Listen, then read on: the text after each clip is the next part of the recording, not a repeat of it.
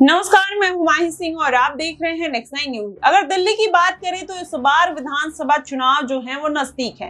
अरविंद केजरीवाल की भी पार्टी फंसी हुई है। ऐसे में माना ही जा रहा है कि अगर अरविंद केजरीवाल की रिहाई इस बार नहीं होती है तो जाहिर तौर पर दिल्ली के जो समीकरण है वो बदलते हुए नजर आएंगे। जैसे इस बार के लोकसभा चुनाव में अगर बात करें तो भारतीय जनता पार्टी ने अपना परचम लहराया, लेकिन वहीं अगर देखा जाए तो अरविंद केजरीवाल एक भी सीट दर्ज नहीं कर पाते हैं। वहीं मायावती मैदान में उतरती हैं और एक भी दिन वो ना चुनावी प्रचार करती हैं, ना कोई रैली करती हैं और जनता का जो जनाधार है मायावती से वो पहले से ही खिसक चुका है। ऐसे में इस तरीके की लापरवाही कहीं ना कहीं उनके लिए भारी पड़ते हुए नजर आई। लेकिन सबसे ज्यादा जो झटका लगा है वो अरविंद केजरीवाल को लगा है। अब ऐसे में विधानसभा चुनाव नजदीक है। अरविंद केजरीवाल तिहाड़ जेल में है, मनीष सिसोदिया जेल में है, सत्येंद्र जैन जेल में है। तो ऐसे में अगर इनकी रिहाई नहीं होती है तो इसका फायदा किसको मिलता हुआ नजर आएगा? क्या जो नई पार्टियां अब दिल्ली में शिरकत करने वाली हैं, जिसमें अखिलेश यादव की बात कर लिया जाए और फिर चंद्रशेखर आजाद रामन की बात कर लिया जाए, क्या अब इन लोगों में भी कहीं ना कहीं एक फाइट देखने को मिल सकती है और दिल्ली के जो विधानसभा के वोटर्स हैं वो कहीं ना कहीं बस बढ़ते हुए नजर आएंगे? क्योंकि हमेशा से देखा गया है कि केंद्र में हमेशा से भारतीय जनता पार्टी ने अपना दबदबा दिल्ली में कायम रखा है। वहीं अगर बात करें तो विधानसभा चुनाव के लिए कहीं ना कहीं जनता जो वहां की है वो अरविंद केजरीवाल को ज्यादा प्रेफर करती है। लेकिन इस बार अरविंद केजरीवाल ने जिस तरीके से पूरी रणनीति बनाई, जेल चले गए लेकिन इस्तीफा नहीं दिया, तो क्या वो जनता के मन में उनकी जो छवि है वो बदलती हुई नजर आई है? इस विधानसभा चुनाव में पता ही चलेगा। लेकिन अभी जो समीकरण बनते हुए नजर आते हैं वो कहीं ना कहीं अब केजरीवाल के पक्ष में जाते हुए नहीं दिखाई दे रहे हैं। ऐसे में सुनीता केजरीवाल लगातार एक्टिव हैं, जनता से जुड़ी हुई हैं और लगातार केजरीवाल का कोई ना कोई मैसेज जो होता है वो जनता तक पहुंचाने का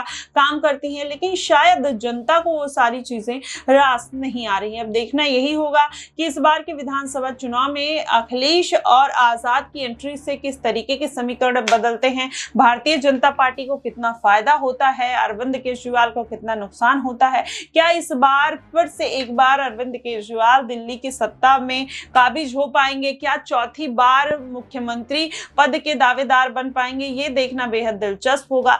लेकिन अगर फिलहाल जो समीकरण बनते हुए नजर आ रहे हैं, आजाद रामन जब से नगीना सीट पर जीत दर्ज करते हैं तब से कहीं ना कहीं उनका एक जो दबदबा है वो राज्यों में बढ़ता हुआ नजर आ रहा है और वहीं वो अलग अलग राज्यों में अपने पैर पसारने की कोशिश कर रहे हैं।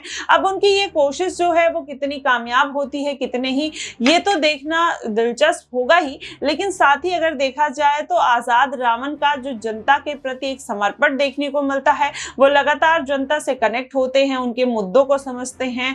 जब अभी दिल्ली में खैबर की घटना हुई थी, 250 घरों पर बुलडोजर चला दिया गया था, तब किसी नेता ने इस बात पर कोई भी ना सुनवाई की, ना कोई कार्रवाई की। लेकिन चंद्रशेखर आजाद रामन अपने स्तर पर इसके लिए आवाज उठाते हुए नजर आते हैं। वहीं तमाम ऐसे मुद्दे हैं जिसमें हाथरस का मुद्दा है, चंद्रशेखर आजाद रामन 50-50 लाख रुपए की मांग करते हैं। वहीं अगर देखा जाए तो बिहार में भी ऐसे जो कमजोर प्रत्याशी हैं, चंद्रशेखर आजाद कहीं ना कहीं उनको सपोर्ट करते हुए नजर आते हैं। तो एक कहीं ना कहीं यूनिटी देखने को मिलती है चंद्रशेखर आजाद के जिनसे दोस्ती है या फिर जिन मुद्दों पर वो बात करते हैं बेहद दमदारी के साथ करते हैं। विपक्ष भी कहीं ना कहीं उसके सुनने के लिए मजबूर हो जाता है और कई नेता, जो विपक्ष के कई नेता हैं, वो चंद्रशेखर रामन की काफी तारीफ भी कर चुके हैं। ऐसे में माना ही जा रहा है कि इस बार के उपचुनाव में चंद्रशेखर आजाद भले ही 10 सीटों पर जीत ना दर्ज कर पाए, लेकिन इस बार का जो उपचुनाव होगा कहीं ना कहीं वो निर्णायक भूमिका में होगा। अगर आजाद 1 से 2 सीटें भी निकाल लेते हैं तो जाहिर तौर पर चाहे भारतीय जनता पार्टी हो चाहे इंडिया गठबंधन हो, सभी का खेल बिगड़ता हुआ नजर आ सकता है। अब देखना दिलचस्प होगा आखिरकार दिल्ली में किस तरीके से ये समीकरण बनाएंगे, अरविंद केजरीवाल के साथ गठबंधन में जाएंगे या फिर अरविंद केजरीवाल का खेल बिगाड़ेंगे। ये तो आने वाले दिनों में पता ही चल जाएगा। फिलहाल आपको क्या कुछ लगता है आप हमें कमेंट बॉक्स में जरूर बताइएगा। फिलहाल के लिए बस इतना ही। देश और दुनिया की तमाम खबरों के लिए हमारे साथ बने रहिएगा नेक्स्ट 9 न्यूज पर।